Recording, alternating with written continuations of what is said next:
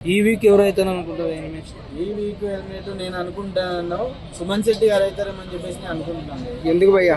సుమన్ శెట్టి గారు అందరినీ గేమ్ ఆడే వాళ్ళని కూడా నీకు చేతనైతే లేదు, నీకు జ్వరం వచ్చింది, నీ హెల్త్ ఇష్యూస్ బాగాలేవు, మన డెమో పోని కానీ వాళ్ళందరినీ అంటుంది. కానీ అందుకని చెప్పేసి ఆయన కొంచెం హౌస్లో కొంచెం అందరినీ డిసప్పాయింట్ చేస్తున్నట్టుగా అనిపిస్తుంది.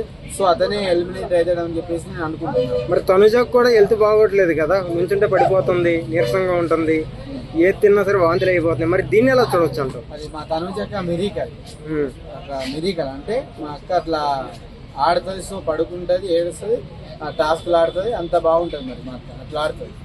తనుజకి ఏం చేసినా కప్పిచ్చేది మాత్రం తనుజకి. ఓన్లీ ఫోన్ చేసింది కదా నాకు, నాగసారి ఫోన్ చేసింది. అబ్బా, ఫస్ట్ తారీఖు నిన్ననే ఫోన్ చేసినాడు నాకు.